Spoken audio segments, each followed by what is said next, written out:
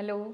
In the quest of making people aware about diabetes and other lifestyle diseases and attracting them to more and more scientific knowledge, here we meet again. Today the topic we are going to discuss is diabetes and infections. We know that diabetes affects many of the vital organs of the body, but it is also dreaded for its propensity for infections.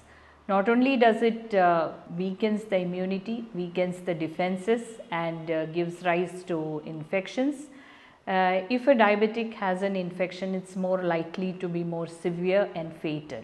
Let us take a couple of infections which are very often seen in diabetics. Let us take the genitourinary infections first. We know that there are some symptoms which show or which attracts one's attention to the presence of diabetes. Those are diabetes related symptoms or diabetes defining symptoms like you have excessive thirst, excessive hunger, there is one might lose a lot of body weight, excessive urge to urinate. All these are usual diabetes defining symptoms. The diagnosis of diabetes may be made through frequent genitourinary infections.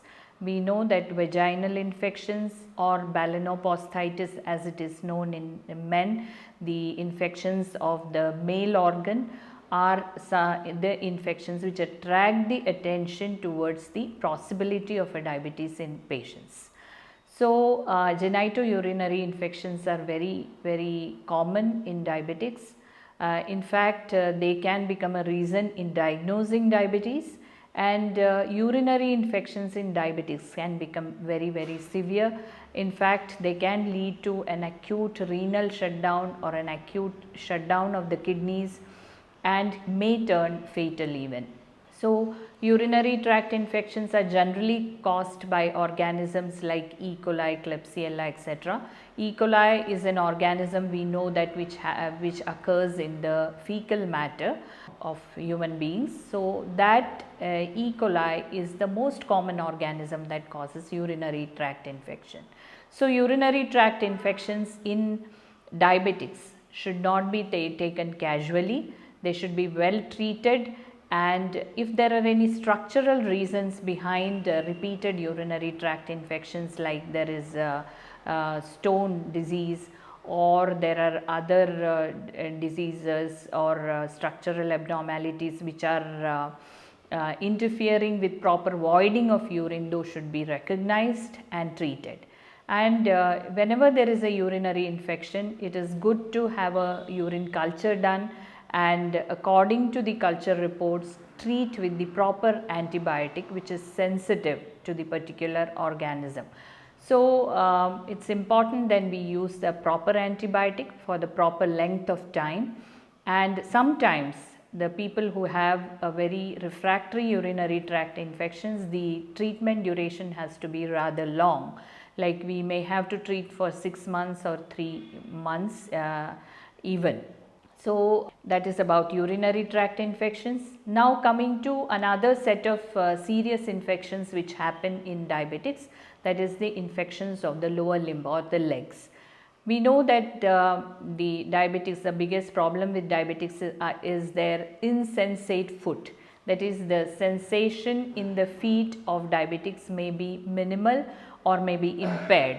So, small wounds or small problems in the legs may go unnoticed.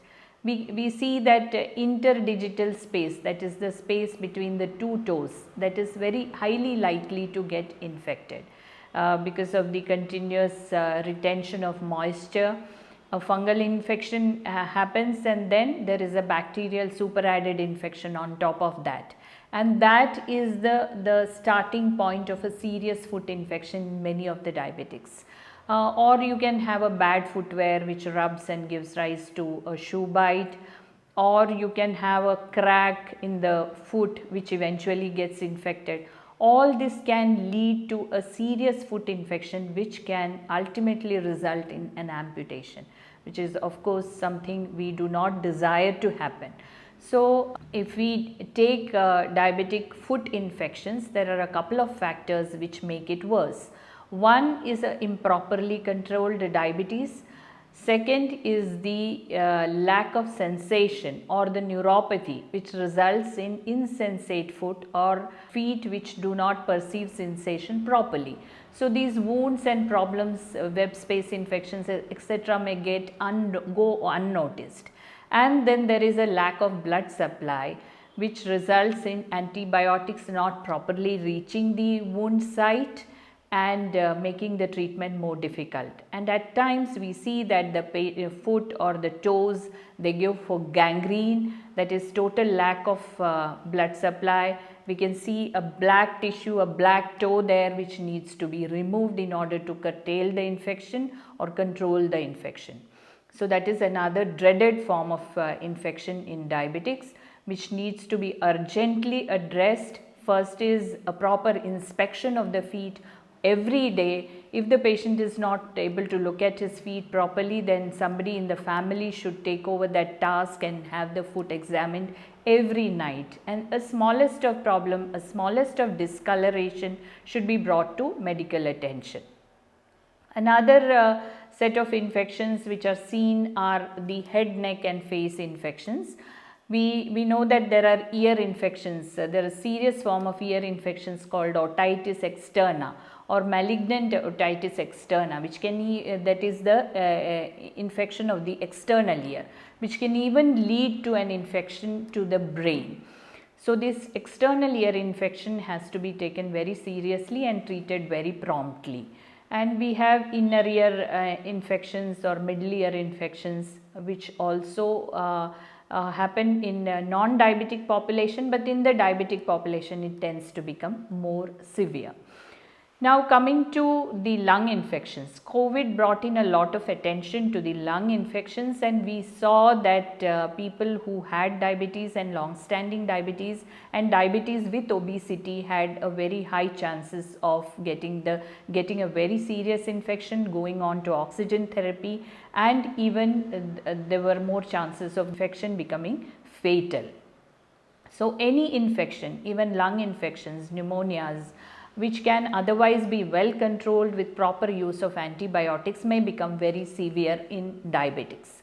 And so, any infection for that matter, even an upper respiratory tract infection which is not settling down after 3 days of home remedy, should be brought to medical attention.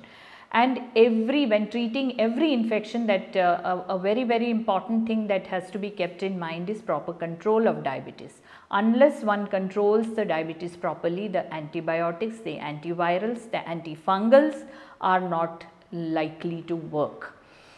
Now, we have some viral infections, like we have chickenpox virus. The same chickenpox virus, a few of those viruses after a long time, which were otherwise dormant in the body, may get reactivated and cause something called as herpes zoster, that we see very commonly in diabetics. In fact, herpes zoster, when it occurs, we think that there is a weakened immune system in the body. So, this herpes zoster comes in the form of few vesicles resembling the vesicles of chickenpox, and they happen on a particular nerve distribution, and there is an intense neuralgic pain or a pain pertaining to that particular nerve that happens with herpes zoster. So, this not only need to be the virus needs to be treated, but sometimes we have to give drugs for this post-herpetic neuralgia, that is the pain arising from that particular nerve and which lasts for even weeks and months. So, one may need to address that neuralgic pain separately in the form of drugs like gabapentin or pregabalin or other agents which we use to control the nerve pain. So, an infection anywhere is more likely to become serious in a diabetic than a non-diabetic. Diabetics have a weakened immune system in the form of a weakened cell mediated immunity and a weakened antibody mediated immunity. So, it is very important that a diabetic has his blood sugars on target from day one, And it is also important that one recognizes any infection in the body early and brings it to medical attention.